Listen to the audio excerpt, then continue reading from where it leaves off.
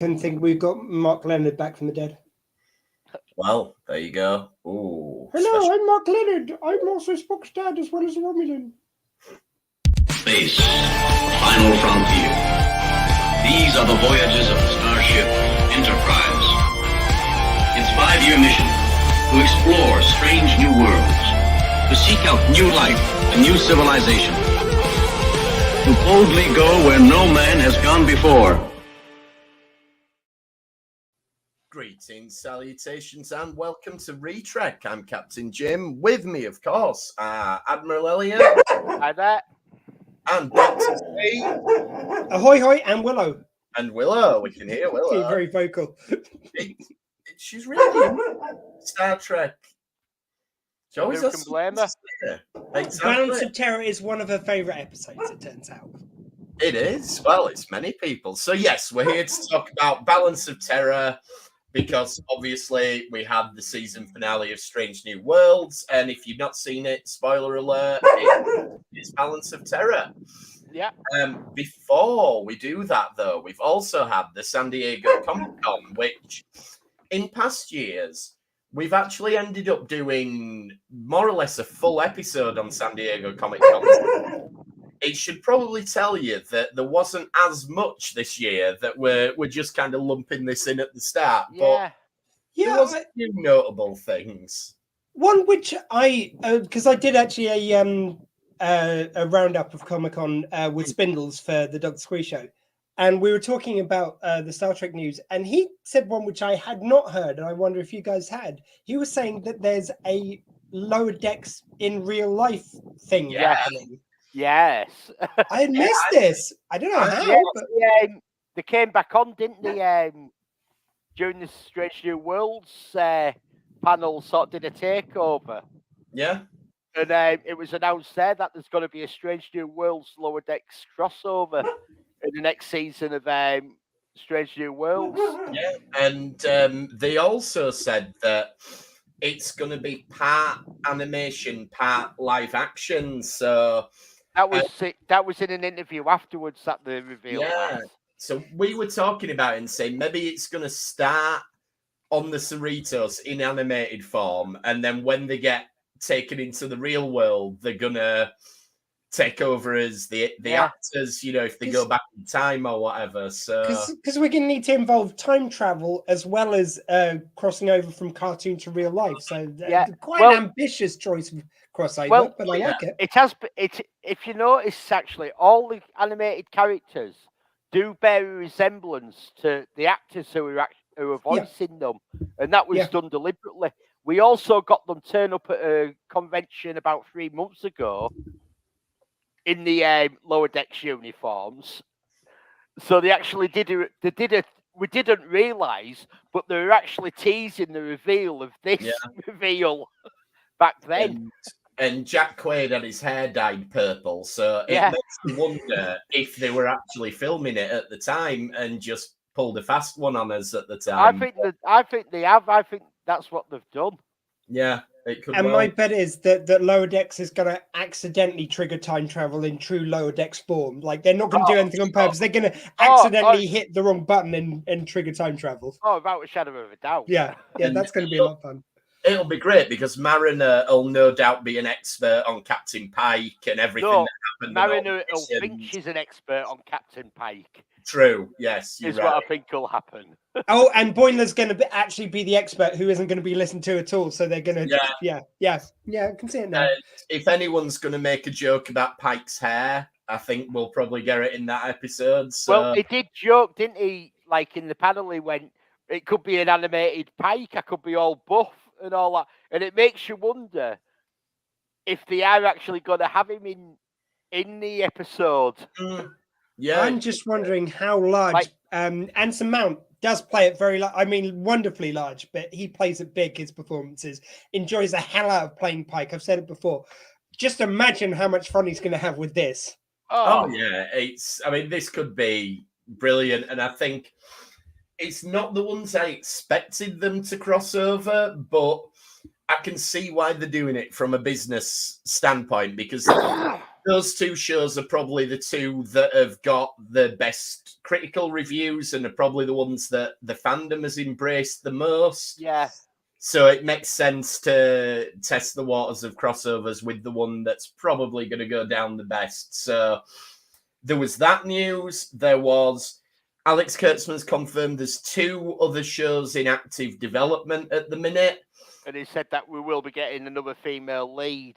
Yeah, so I mean, we could infer from that Section 31 is still a thing and Michelle Yeoh will be the female lead he's talking about. We could have, finally, they might get around to doing an Academy series with Tilly. Yeah, I mean, I prefer that Section 31 show, to be honest. I think that one's got...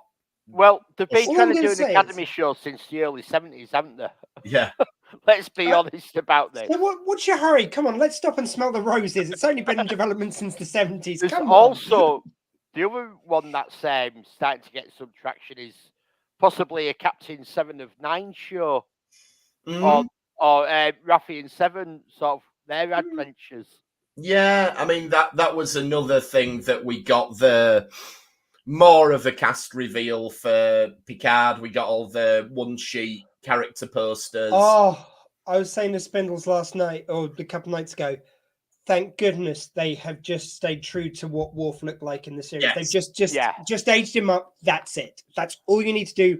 Don't F with the Klingons any further. I thought there might have been a bit more to the Picard reveal, like a sneak teaser trailer, because they've already revealed all these characters, so it wasn't really a big... Yeah, but it's seeing them. Like, it is still, I know it it's is still seeing lovely them, to but see it them. wasn't a massive reveal that we're getting these people.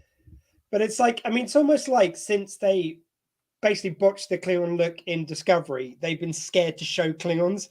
So when I knew Worf was coming back, I was like, just please don't mess it up. Please don't mess it up. It's Worf. Just keep in Worf. And they did it. And hopefully now they'll see how much this works and return to this in future, and they'll allow Klingons to come back into the fold, because I feel like they've almost got ostracized. I think they'll just go. It's just all we got was a remnant of the genetic disorder.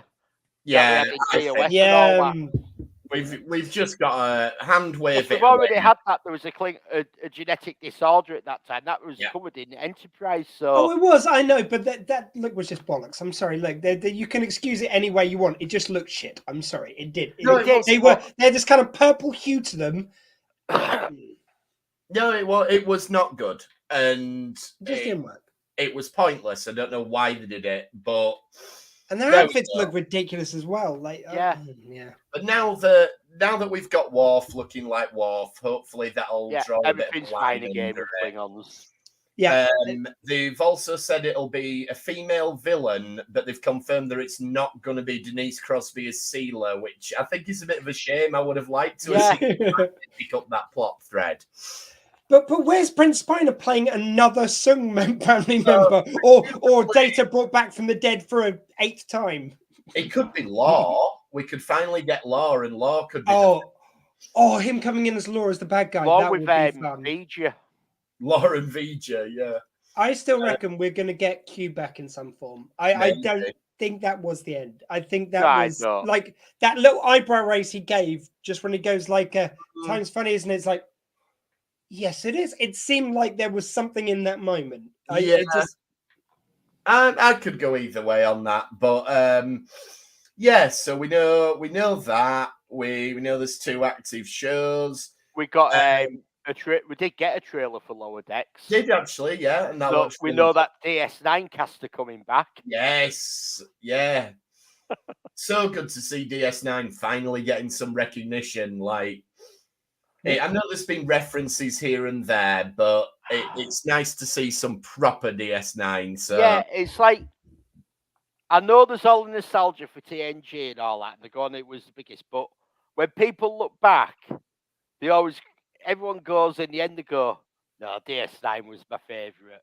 Yeah, I mean DS9 is my favorite. DS9 is the one that of the sort of. That generation of Trek is the one people are more comfortable watching. And we've talked about this before. Yeah. It's the one people stream because it fits into modern ways of watching TV. Yeah.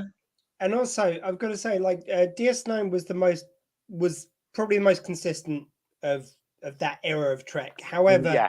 something about Next Generation always like just makes it my favorite. There's something about the spirit of it, even though a lot of it wasn't as good as it should have been. When it did hit its stride, it was the best. When it was good, me. it was very good. It was But amazing. When it was good. also when it was bad, it was very bad as well. Very true, very true. But it's like I think the heights it hit make it my favorite. Whereas DS9 probably had more good episodes. I have to. And Next Generation made Star Trek. It made it a household name again. It re-established it. Yeah. And if it hadn't been for TNG, we wouldn't be sat here doing this now. Oh, yeah, absolutely. Mind you, having said this, like when you go back to the original series and you get like episodes of the caliber of which we've watched this week, I mean, it just reminds you why. Oh yeah, that started all. Why Star Trek still has legs because of those beginnings, because of those amazing earlier episodes. A very nice segue to take us into talking about Balance of Terror. Before we do that, though, does anything else we've missed from the Comic-Con reveals? Just on the section 31, if they aren't going to make it, I hope they do somehow resolve what happened with Michelle Yeoh. I think we should get her back in some capacity. We should just, even if they just have a one-shot episode where we see what happened to her, it just would be nice to. My dream project is the Khan prequel series. So it's the eugenics wars. It's very much got the feel of a political thriller.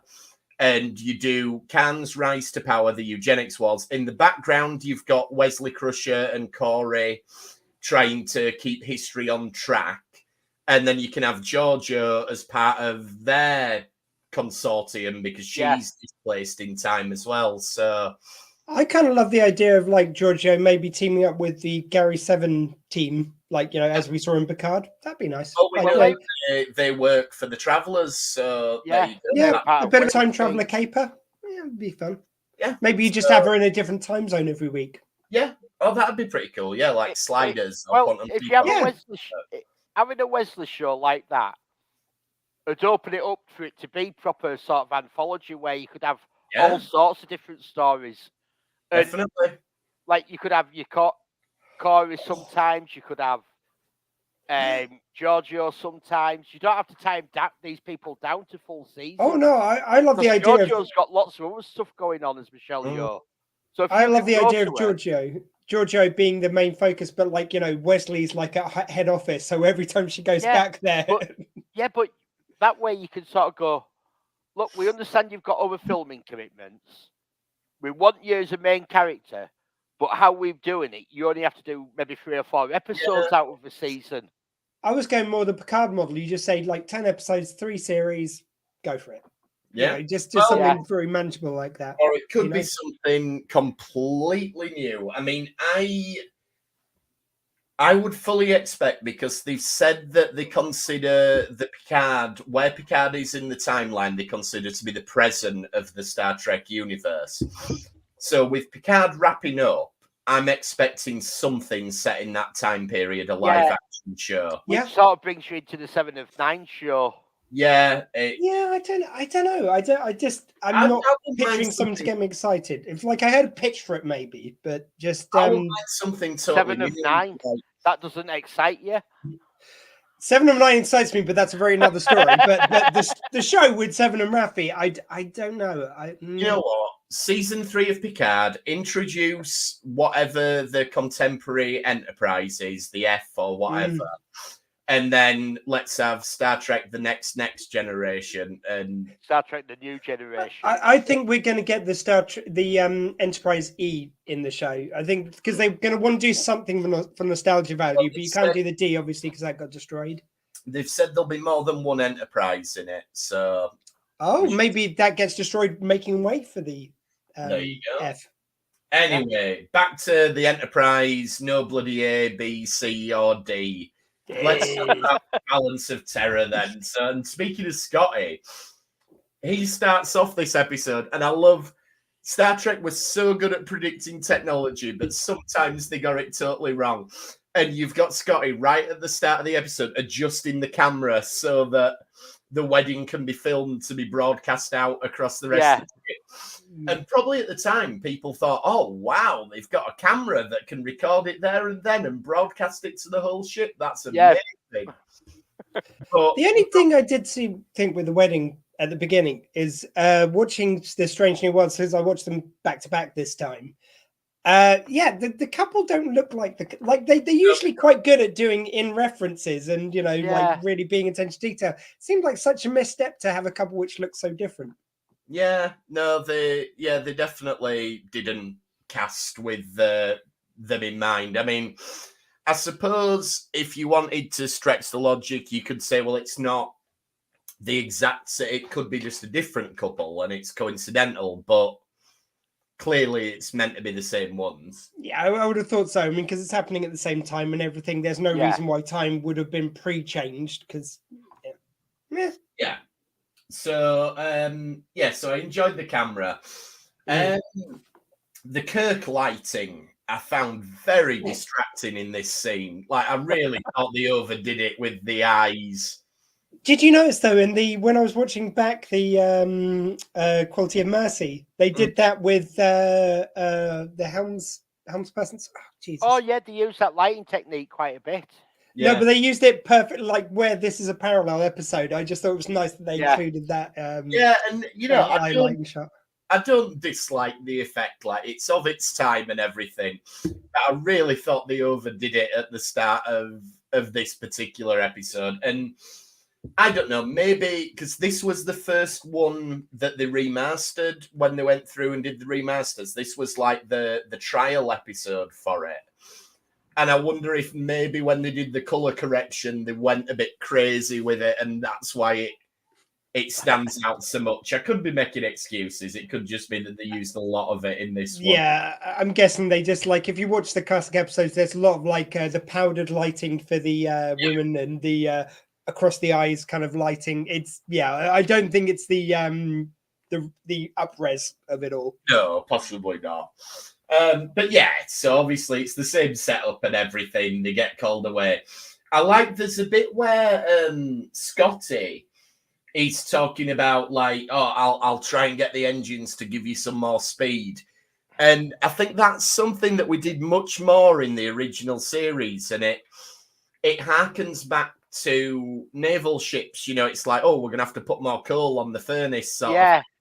And it's something that we dropped in later shows because they obviously thought a bit more about how the technology works, and it's not the same thing. It's not burning fossil fuels. So throw another crystal in the reactor. That is how it comes across, isn't it? It's like, Scott, you're going to need to go fast. So he's like, right, I'm going to have to do something. Well, something which was nice, which actually, again, sorry, I'm going to back and forth a bit from the Quality of Mercy because it's hard not to.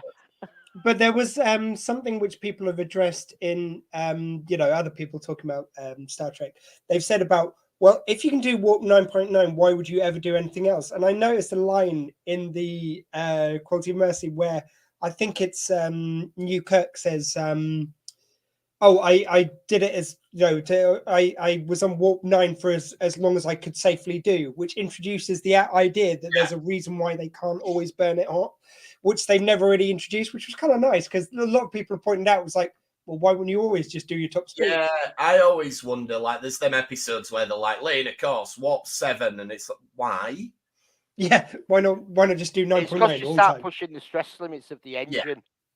Well, but it's almost like they've never had a line where they've really nailed that down, that it's like it's not safe to do a certain speed for so long. It was just nice.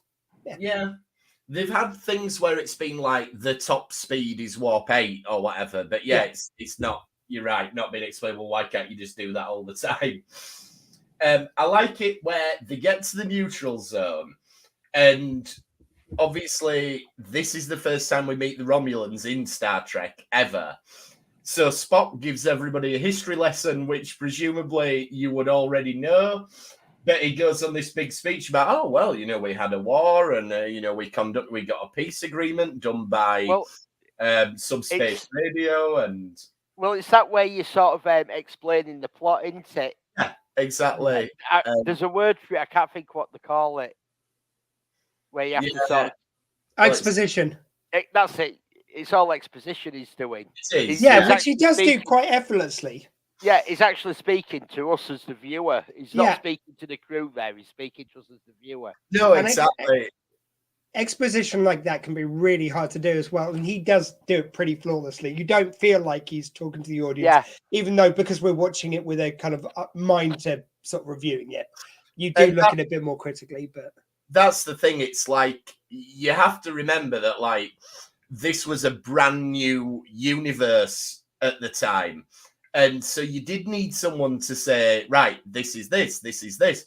Whereas things like the Romulans, the neutral zone, are so ingrained in Star Trek lore now that you don't need any sort of explanation. But it's easy to forget that this was. I'm surprised that it's not mapped out on the pictures we're getting from James Webb Telescope. Yeah. what I really love was I love the basicness of the map on the screen. So it's like a little wavy line and like Romulan Star Empire. Federation. Yeah, and Good, the start bad. is 1 to 7, and that's it. I mean, that was really the most fun, was like watching the side-by-side comparison as you watch both the episodes of like, a very, very basic map, and you've got this kind of 3D digital awesome map in the Strange New Worlds episode, which of course, again, it's nicely done, so it felt in keeping, but you've got to modernize it to make it look absolutely. It's like, we talked about this, didn't we, when they first brought the Enterprise back in Discovery? That the bridge is a great homage to the original series. Yeah. But you can't use original series effects nowadays because it's a 1960s show. Yeah. I like where on that map they go, we're here. And you're like, what do you mean you're here? It's just a drawing. And then you realize there's obviously somebody behind it with a torch. And there's just a little point of light coming through. It's like, that's where the Enterprise is meant to be. Like, okay, I've got it. Kirk does say, though, around this, he says, we've no way of knowing what a Romulan ship looks like. And clearly, one of the Strange New Worlds writers picked up on that line and went, maybe Kirk will think they've no way of knowing what our ships look like. Yeah. There's lovely little plays from this episode. They've done a really, like, I said last week, not last week, we missed last week because you two decided to try dying. Yeah. Hey, I was almost back from the dead by then. It was him who was still dying. Yeah. Do you have any idea how much money I spent on eBay because I didn't have the podcast to do it? Yeah, I mean, I absolutely love the one thing which I did notice, sorry, forgot what I was going to say there, but one thing I did notice was, have we got to the bit where they kind of show the Romulans yet? Or are we not there? No. Yeah, but we can... No, hold up. We've got the base to get blown up first. Oh, of course we have. And Kirk's dealing with Styles. We couldn't think of his name when we talked about Equality of Mercy, but Styles is the xenophobic character. Well, that was what I was going to raise, actually, because I thought Styles, you've got this kind of basically random red shirt, which is perfect to give someone like this too. So you make him your xenophobic character. But it seemed weird now watching Strange New Worlds back that Ortega's was that character, because she's never really been like that. She's never really been sort of speciesist. She's never been against Spock, but suddenly she's going like, well, it must be a good idea because me and Spock agree. It's like, you've agreed on lots of stuff. That seemed a bit...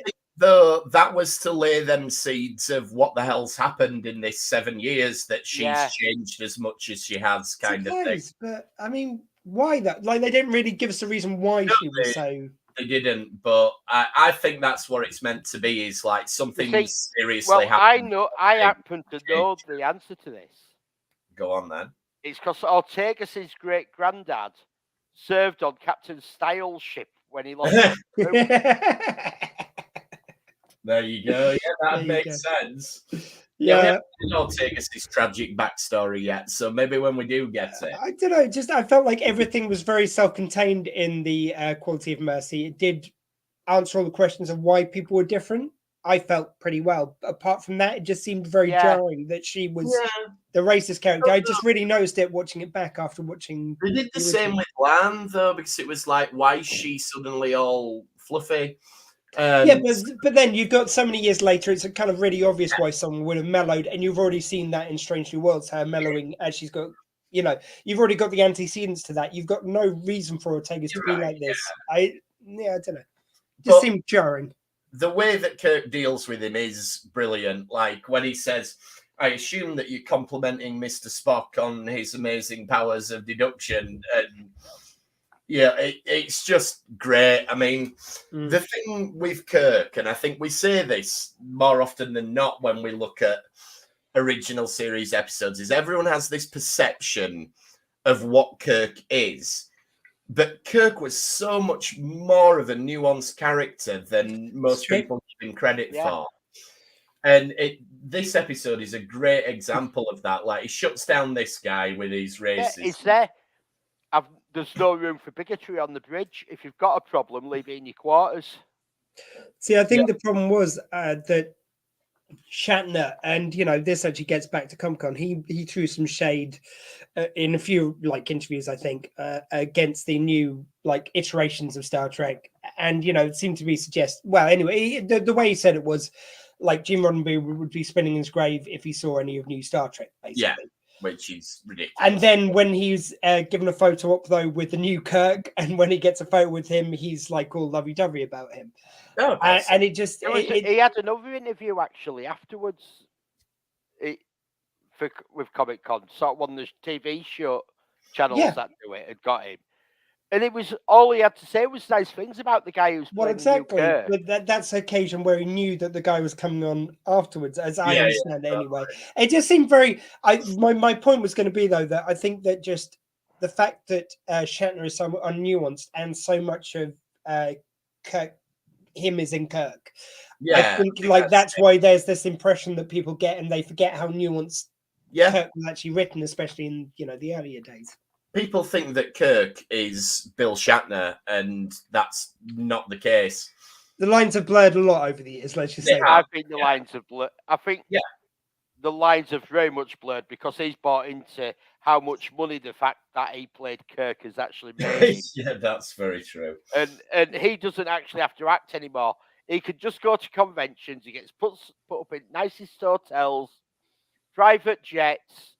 He has to spend a few hours meeting people, and he earns a bloody fortune for a couple of days.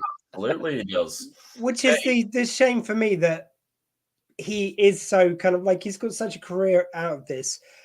And he still feels the need because of his ego to throw shade at someone. Like, I wasn't so far that impressed by the portrayal of Kirk in New Trek, but but just him doing that just seems so unnecessary. Just embrace it. You are always going to be known as Captain Kirk for good or ill.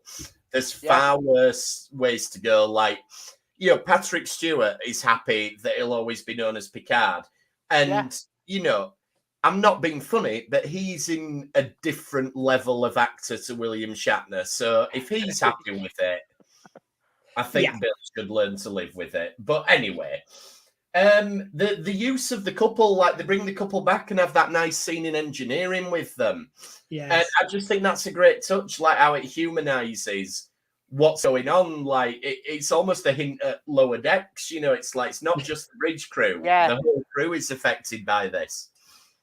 And I love the whole thing of the couple kind of like very sweetly talking about it's like, it's all right, we'll get married later. But while you're on the clock, you are technically my subordinate. I'm still your superior officer. And you know how much shit he's going to have got for that later. It's one of them where you need the voiceover guy from Arrested Development to go, but they wouldn't get married later. Ron Howard. That's Ron Howard. Ron Howard it is, yeah. So Hansen, and this is another one of these recasting things. Like Hansen, the guy on the space station, is a Caucasian guy in this, but he's I don't know exactly where he's from, but he's more. I think he's an Arab guy. Sort of like in the Indian subcontinent. Yeah.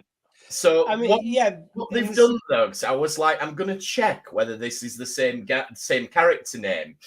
And I think what they've done here is really clever because you've got Hansen and you assume that's his surname.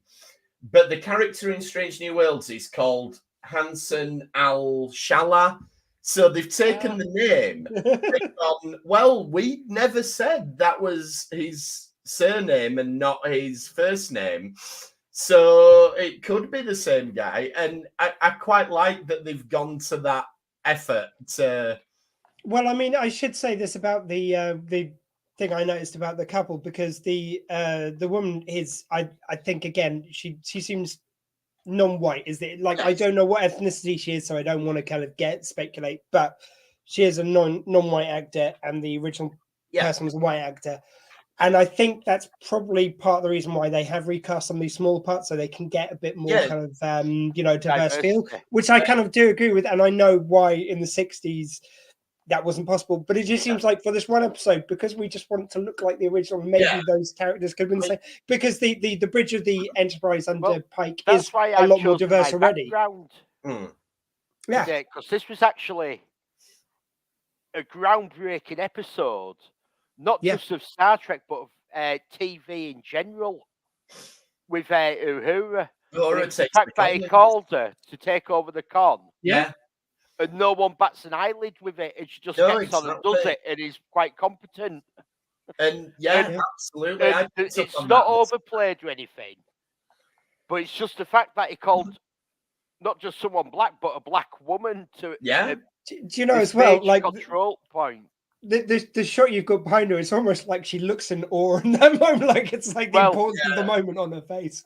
But what I was going to say about the thing with Hansen is I absolutely agree with you. I think what they're doing is trying to bring more diversity to it. And I think in the case of Hansen, I like the fact that they've thought about how they're going to do it, and they've called attention to it, and they've gone, look, if you want to, in your head canon, say it's the same person, we'll give you this little bit that you can say it's not his surname, it's his first name. And so it's a way of going, look, this is what we're doing.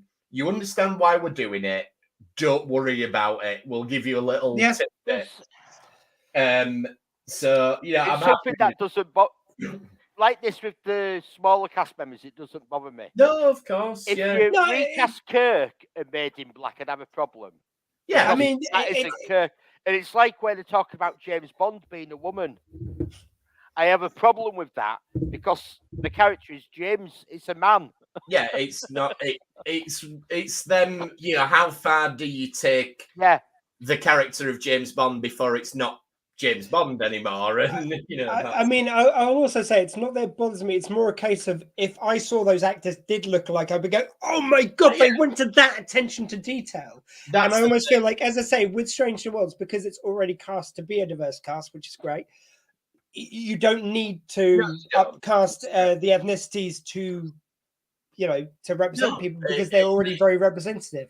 Yeah, it makes no difference one way or the other than to slightly bring you out of it, because you go, this is why I think they should have got the actor who plays Sarek to play the Romulan commander. I think that'd have been an awesome little. That'd been nice. It'd have been one of those great. Yeah, but again, would it have been too distracting? I suppose for the people who get it, you'd be like, I see what they've done there, and the people who don't matter. But anyway, it just seems as being a good actor. Yeah, the idea that a ship has to decloak before it can fire. I love that we get that referenced here, because that comes back in Star Trek 3. It comes back in Star Trek 6. It's one of these. Yeah, it's one of these rules of Star Trek that we're establishing right back here, and it's that genius thing of, like, if you're going to give them something so critically big, like being able to make your ship invisible, you have to give them the kryptonite to it. You have to give them some kind of limit to it, and that's why I think it's survived so many iterations. Is because otherwise, if you can go invisible and shoot people, then just everyone's dead. Just you've lost. You need to put some limitation on it, a cost for it. And like Elliot pointed out last week, though, they do take the limitations a bit far by saying they don't have warp drive. And it's like, at the time, you could have got away with that, so we hadn't established the rules. But now that we know what the rules are, we're going, well, there's no way they could be in the neutral zone then. So it's like if you watch this episode and they're going, we're at full warp going away, and they're not even at light speed. Yeah. I mean, that's the thing. It was so mutable in the early days. They were working out the terminology as they went along, and Like, Do you know, before they did the upres, there was some little feet, Romulan feet, which came out of the bottom of the ship. Now, I don't know if you noticed, I actually found a shot of the Romulan warbird from Unmastered that I put in the thumbnail. Yes, I did notice that, actually, yeah. I do love the Romulan warbird. I got to say, like, the designs, the look of the ships, like, you know, you look at the Enterprise, the fact that that's still a viable look for a starship now, it just shows you how good they were. And the warbird looks great. It just looks amazing. And the Romulan warbirds got so well. It's the Romulan bird of prey, isn't it? Sorry, they changed it to a warbird. And the reason they did was because Star Trek 3 was written for Romulans to be the antagonists in it. So they said bird of prey. They designed the bird of prey. The terminology makes sense because last time we saw the Romulans, they had a bird of prey. And then they said, now let's change it to Klingons. So it was like, but we've already built the thing. Just say Klingons have got bird of prey now. And that's why when they reintroduced the Romulans, they were like, we can't call it bird of prey now because the Klingon bird of prey has become such a big thing. But the reason that the Klingons had the bird of prey and the cloaking has been done in Star Trek mythology, that the Klingons give the Romulans warp drive in exchange for cloaking. Yeah, they have like an arrangement, and that's because in season 3 they built the Klingon battle cruiser, and they decided it were too good a model. So, we're going to use that in the Romulan episode as well. So, just don't bring that up with Worf. It's a very touchy subject with him and the Romulans. By the way, hey, didn't you do a deal with the Romulans at one stage? Shut up! We do not talk about it. Yeah, they should have a scene in New Picard where they find a picture of a Discovery Klingon and ask Worf about it, and we do not talk about it with outsiders. Yeah. The tension then between the commander and the sub-commander. And again, this is an element where they've taken it and they've extrapolated it out with what they did in Strange New Worlds. Yes, because you've got 3 of them there as well. Like, you've got the person who's more on the side of the commander in it, which is sort of written out for the other version. I like to think in the Strange New World version, he got killed in one of the first kind of firing attacks, which didn't have the original history, which kind of works. And you get the guy in this one who's like, I want to send a transmission to the Praetor. And you're like, well, he must be the guy who does send a transmission in Strange New Worlds. And I want those helmets. I wish they put the helmets back in Strange New Worlds. I thought they looked kind of cool. Well, that was so they didn't have to do the Vulcan ears. So they're all wearing helmets to cover the ears. But yeah, they could have.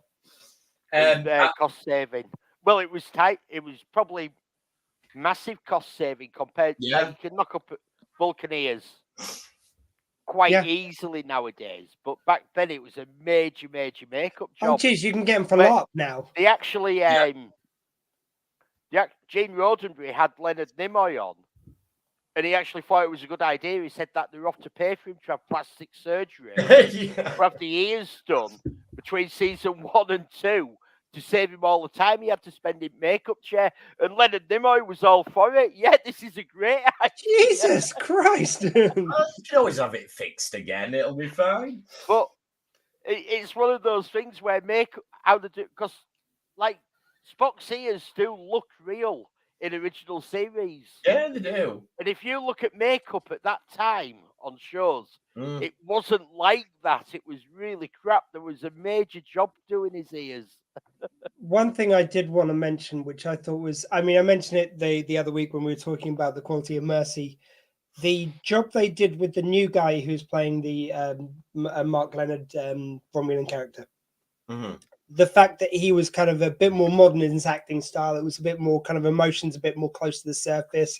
You could hear the weariness in his performance of War. Whereas, like, I love the stoicism of Mark Leonard's performance in this. It's so good. Very Shakespearean almost. Yeah, it is. Well, Shakespearean, but it also which is a style that was actually very British at the time of sci-fi. I also think it's also in the traditions of, like, because basically this is submarine drama is what we're seeing played out here. Like, you could transpose this dialogue, just remove the references to aliens, and you could transpose this into a load of submarine dramas of the day, and it was that tension which they used to bring to it, which he brings to the performance. It's just so good. Like, you know, again, all praise to the guy who played it in Strange New Worlds, and he did a great job. But just this performance was something else. It's just, you don't see performances like this very often now. And again, I feel like they've taken bits of Matt Leonard's take on the character and again expanded upon it, because you've got him talking about like he wants to avoid war, he just wants to get home.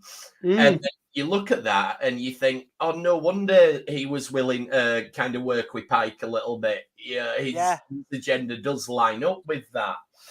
So really, really clever.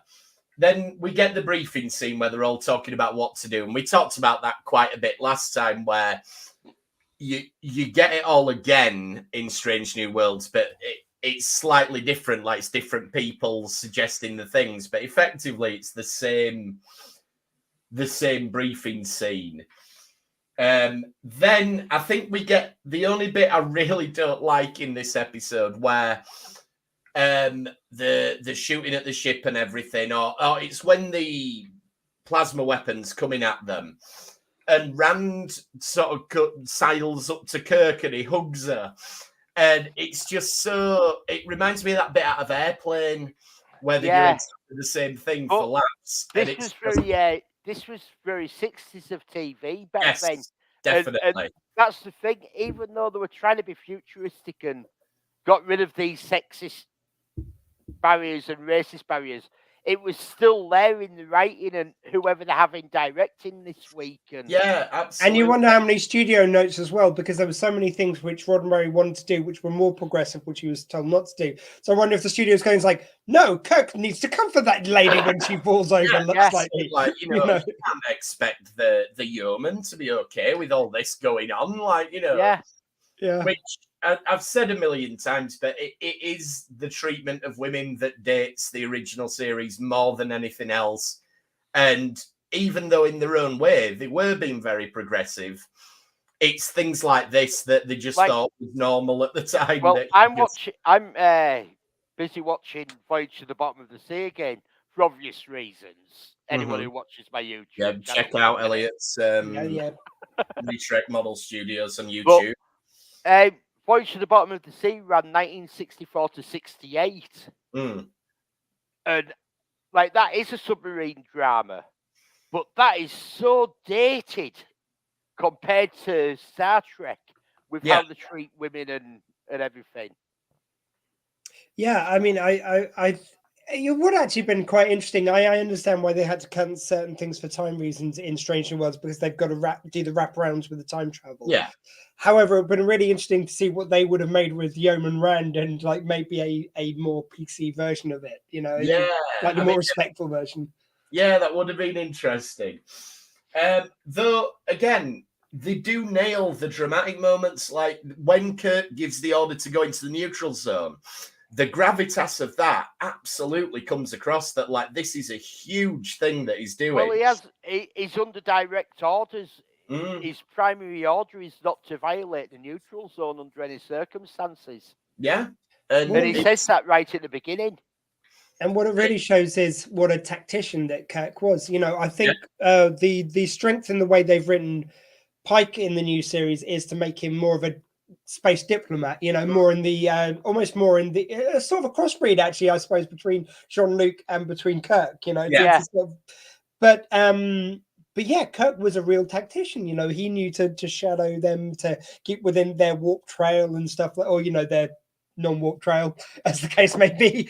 And it was just really nice how that shines through, and how where my complaint with some of the earlier episodes, and not often, but some of them where they are a slower pace of drama, it tends to be there's less action, more kind of talky.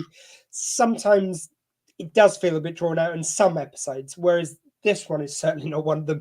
Everything they do to pull the taffy on the drama, on the tactics and everything seems so earned and so well done. Yeah, and they even get time for like this lovely moment of doubt that Kirk has in his quarters with Bones. And it, to me, it evokes, there was a very similar scene in The Cage with Pike and to Piper. Yeah. And it feels like what they've done is repurposed that here and gone, let's try that with Kirk and McCoy. But this is just brilliant, and this is what we're talking about with how people forget how nuanced Kirk is. Like, this doesn't fit in with this Bill Shatner version of Kirk. This is a human being who's feeling the weight of command, and he's acknowledging that he's going out there and he's being performative and he's doing all this stuff, but it takes a toll on him, and it's just brilliant what it adds to the character. And DeForest Kelly's brilliant in this scene as well. Now, it's interesting because the episode after this is Shore Leave. Yeah. And the mate is on the report, is Kirk, and he's like being read this report. There's a crew member who refuses to go on leave, and he's so long, and he's showing signs of stress, etc. And it ties in to this episode. Yeah, and I love it. It's like, well, tell me that young man's name then. I must put him on the report. James T. Kirk. Yeah, no. It does tie into this. Yeah, it does. Yeah. Right. Oh, by the way, we've not done Shore Leave before, have we? Nope, we've not done Shore Leave. Oh, we've got loads to do. Oh, I know, but it's just it's always so pleasing where I hear the name of a classic one we haven't done. It's like, oh, I just look forward to that one. Yeah, I mean, almost certainly Lower Decks is going to reference it at some point. So I wouldn't be surprised if we're covering that in the next few weeks, to be honest. Perfect Partner one. Yeah. And then now we get to sort of the action, the wrap up and everything. So Styles is still giving Spock a load of shit, but obviously Spock saves the day. And again, it almost foreshadows Star Trek 2 that you've got Spock going into this place with all the fumes and everything to save the day. If anything, actually, I thought that would have fit. Like, they don't have that scene in the Strange New Worlds version, really. No. Where it's like, it would almost seem like a natural way of him getting ill, or They don't have the scene, but it is referenced because I think area that gets shot.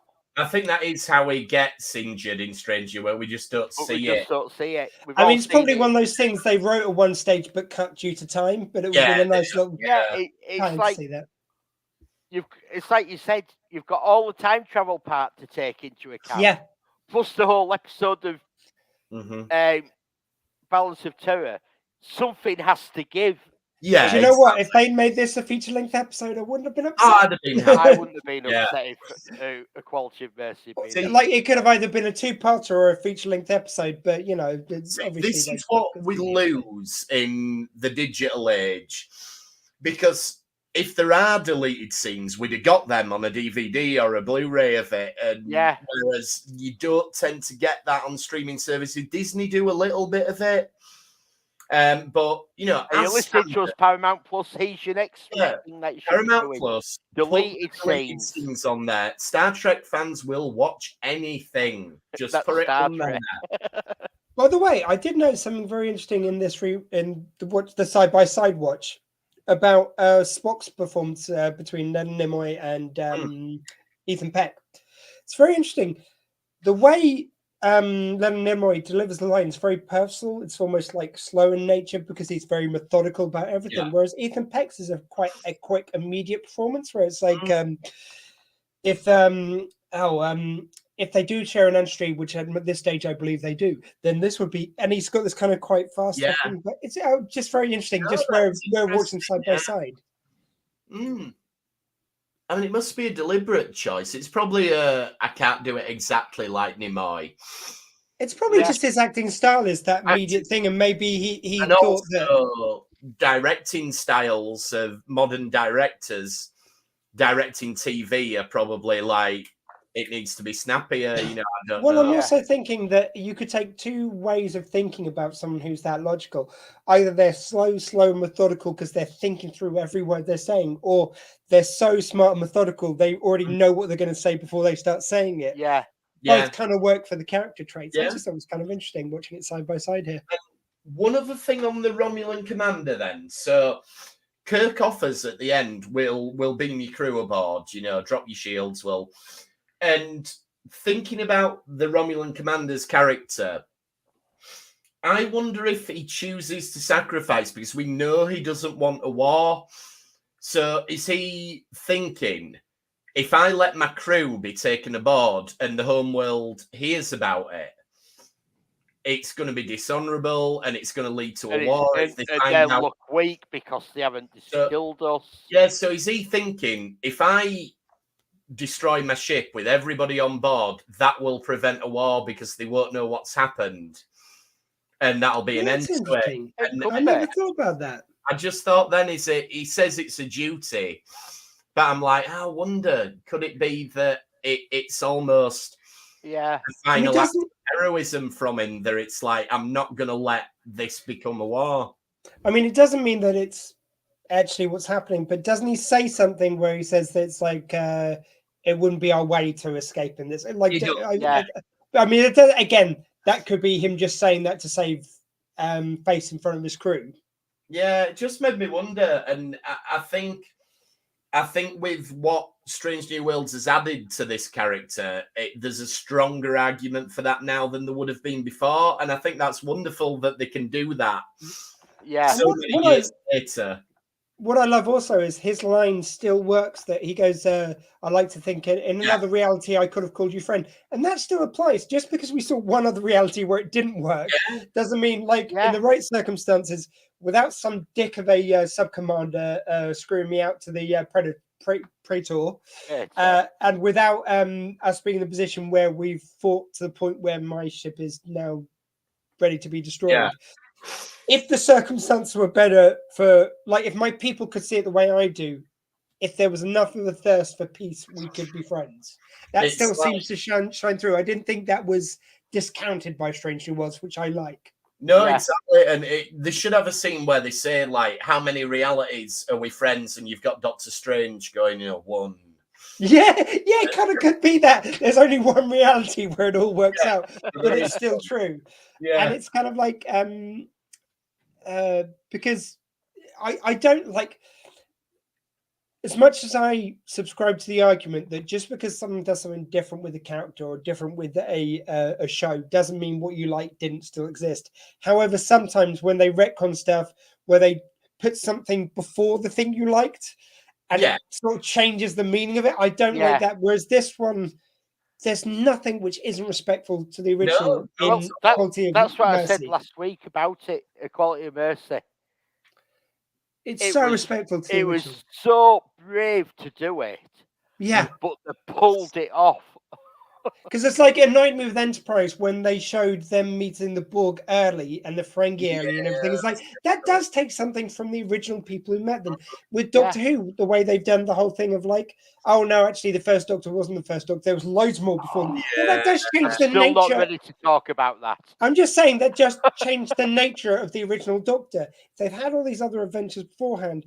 The original Doctor isn't the first person doing that. That does change it fundamentally. Whereas Strange New Worlds does something completely different. Well, does something different with the adventure, but still keeps it so respectful to the original, and nothing touches the original in it, and that's perfect. Yeah, absolutely.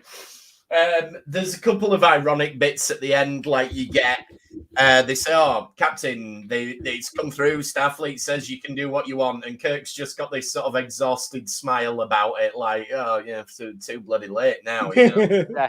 But good job, I'm not in trouble for what. Yeah. Oh, can we actually say about, because we mentioned the last time we met about Pike having a look to the camera at the end of the episode. They sort of do a version of it here because he does the heroic walk down the corridor after he has the conversation. After he has a conversation about the husband or the would-be husband dying. The irony that it's only the groom. Oh. I mean, is him walking down the corridor much different from the look in the camera? Because it's that hero walk down the camera. Like, I'm still brooding about what happened. It's kind of the equivalent, I think. Yes, he's not looking at the corridor. He's not looking at the camera. It doesn't break the fourth wall. But it doesn't with that. All it shows is that Pike was looking in a certain direction, and from our point of view, the camera was there. He was looking kind of pensively because he's just lost Una. Yeah. Whereas in this version, he's walking down the corridor looking pensive because he just lost a crew member, and you know.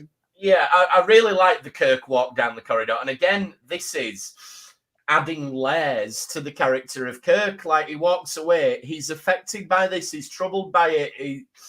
This is not just your all action guy who's like, right, on to the next battle. There's And you more also to get the what character.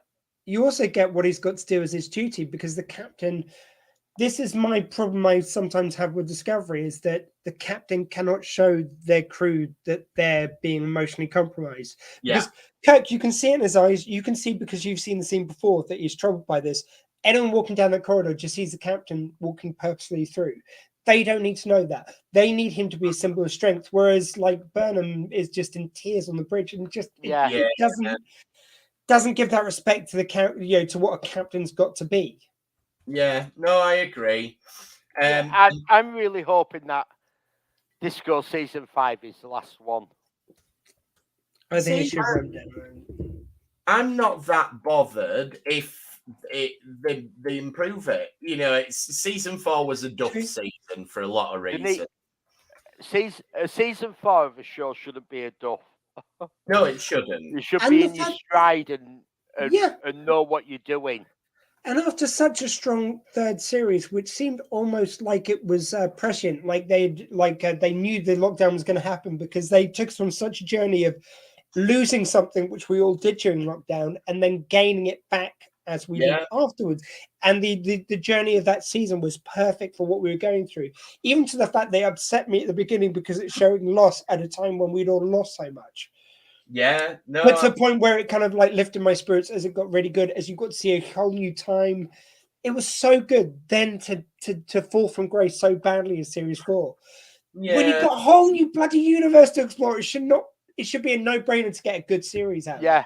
Should have been. A no-brainer. We can blame the fact that it was produced during the pandemic a little bit, but well, I think they should get rid of the whole thing, because you just had a series where the burn was the thing, and then you had a series where the anomaly was the thing, which was kind of similar to the burn in nature.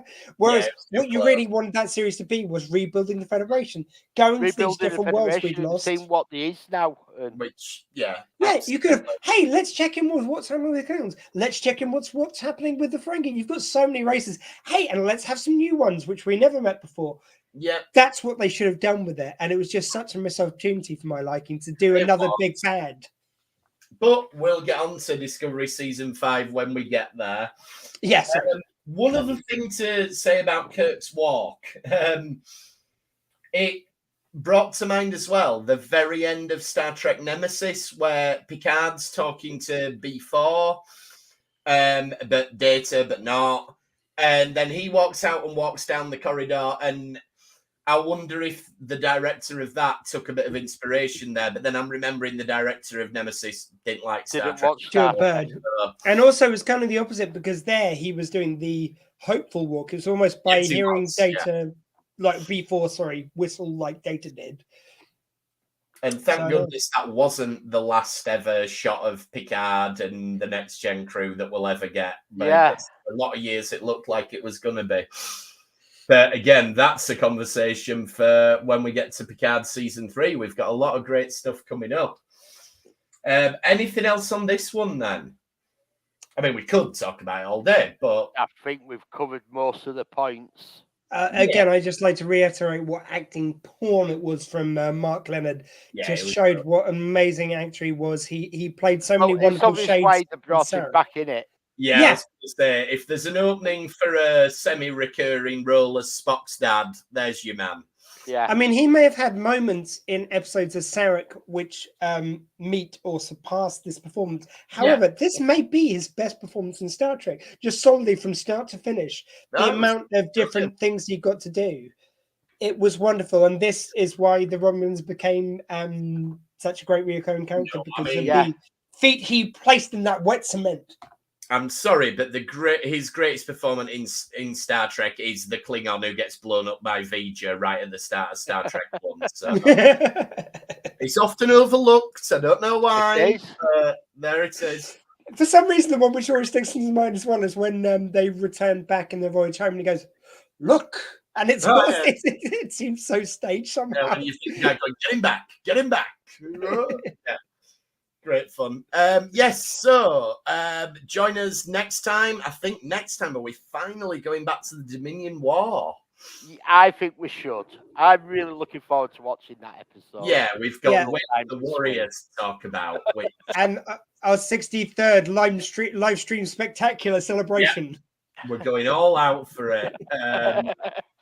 And we'll be talking about Way of the Warrior. But in the meantime, you can contact us at RetrekPod on Twitter, retrekpod@gmail.com.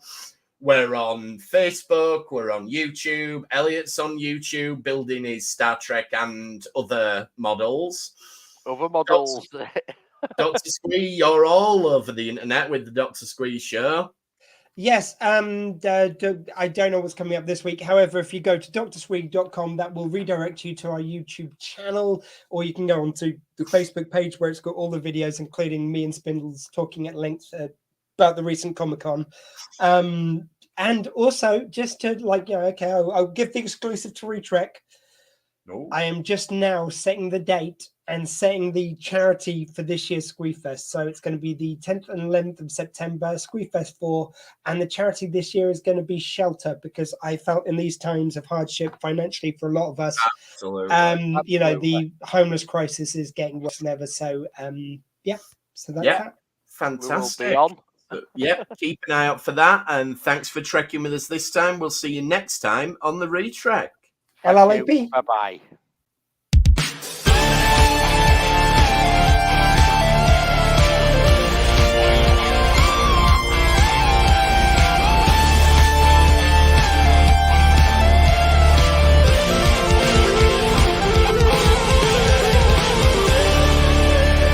Fascinating.